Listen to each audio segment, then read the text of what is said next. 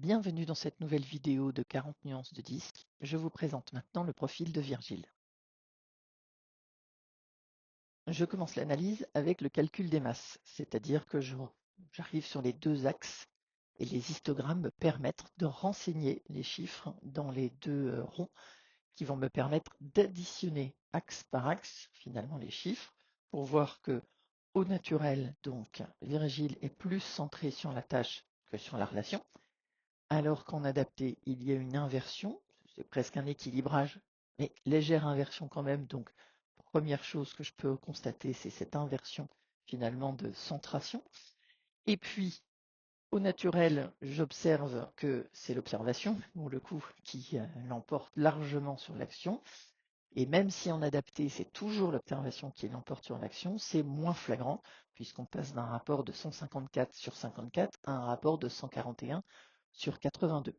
Je vais pouvoir déjà alerter Virgile, ou en tout cas lui faire prendre conscience d'une modification de son comportement, d'une accélération déjà, et puis du fait qu'il se centre moins sur la tâche et un peu plus sur la relation dans son adapté. Je vais donc pouvoir discuter avec lui des raisons pour lesquelles ça lui semble pertinent de faire ainsi.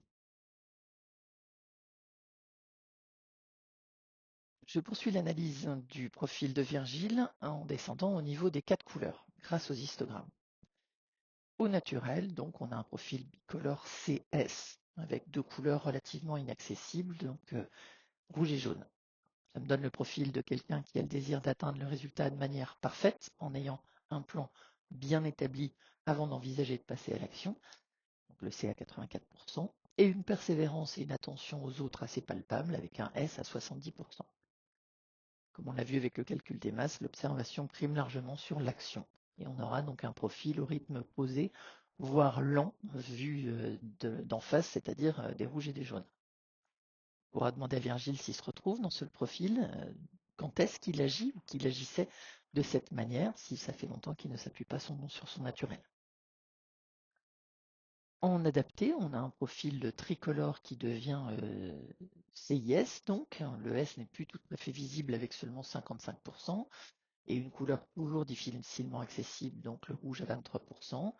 J'ai donc toujours un profil axé vers l'atteinte d'un résultat parfait, C à 86%, et une accélération du fait de la montée du jaune, 32 points quand même, et d'une légère baisse du S de 15 points. Je vais pouvoir demander à Virgile ce qui, selon lui, explique ces changements de comportement dans l'environnement dans lequel il évolue en ce moment. Est-ce que c'est une injonction explicite de son environnement ou une perception qu'il a de ce qu'on attendrait de lui?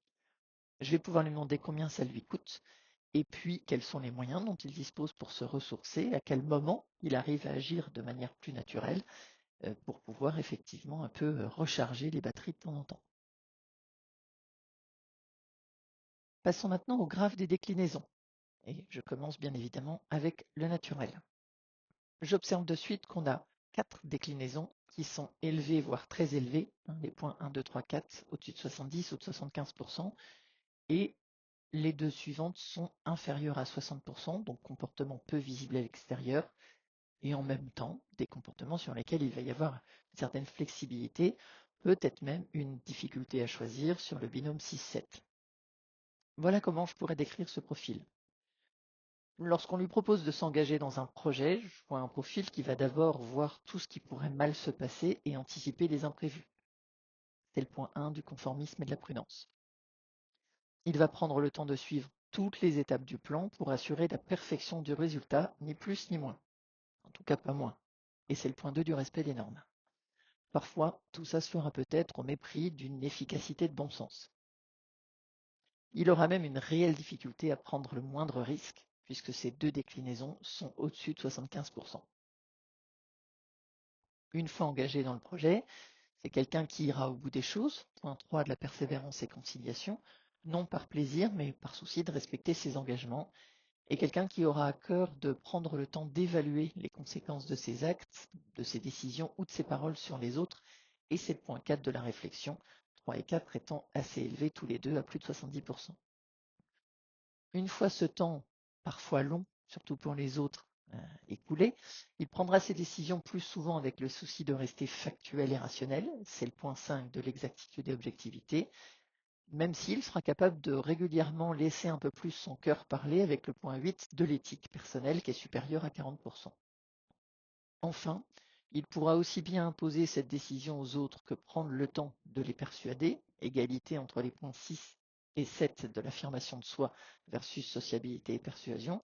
On pourra donc demander à Virgile à quel point il se reconnaît dans ce mode de fonctionnement, jusqu'où il a conscience de ses excès, notamment en points 1 et 2, et qu'en est-il de son point 6 et 7? Est-ce que c'est plutôt une indécision ou une flexibilité? Passons maintenant à l'analyse des graphes en adapté.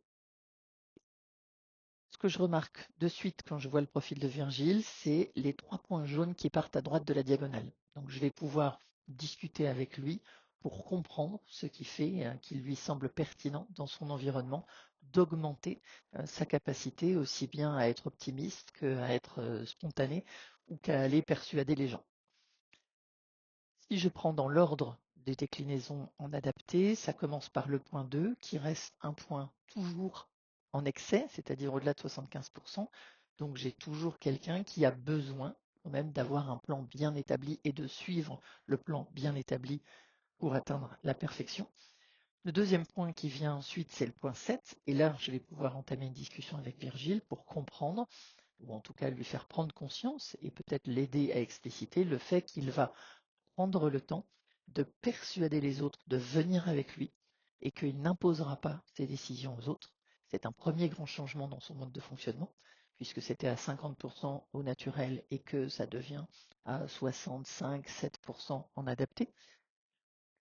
Viennent ensuite les points 5, 3 et 1 qui restent au-delà de 60%, beaucoup moins élevé pour le point 1 quand même, une baisse de la prudence qui est associée donc en point 12 avec une hausse finalement d'un certain optimisme, donc un peu plus de prise de rythme, de risque à ce moment-là.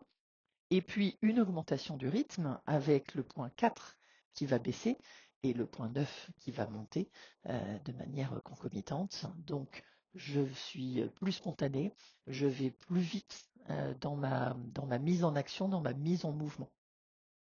Je vais interroger Virgile pour lui demander qu'est-ce qui fait que dans son environnement actuel, ça lui semble être le comportement à adopter.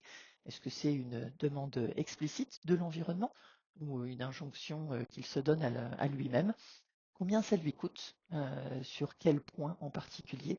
Et quelles dépenses d'énergie on pourrait éviter en mettant en place d'autres comportements? Passons maintenant aux tendances comportementales. J'en ai choisi 2 pour illustrer mon propos, le mode de raisonnement et la gestion des priorités.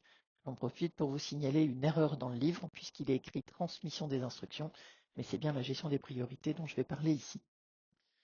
Dans les 2 cas, je vais pouvoir montrer à Virgile à quel point son mode de fonctionnement est différent du mode de fonctionnement du reste de la population. En effet, si on regarde la médiane, c'est-à-dire au milieu du rectangle des 68% des réponses de la population mondiale, on voit que Virgile est beaucoup plus factuel, même en adapté sur la tendance mode de raisonnement, et beaucoup plus dans le respect des règles que la médiane et donc que la moyenne des personnes qui l'entourent. Il sera donc intéressant simplement que Virgile puisse prendre conscience de cette différence, du fait qu'il ne fonctionne pas très exactement comme les autres, et qu'il accepte aussi que les autres fonctionnent différemment de lui. Il ne s'agit en aucun cas ici de lui demander de fonctionner différemment, simplement qu'il prenne conscience de la différence qu'il peut avoir avec le reste du monde. À vous de jouer maintenant, vous pouvez analyser les profils du livre ou le vôtre, et si vous avez des questions, vous pouvez m'écrire à l'adresse indiquée. À bientôt.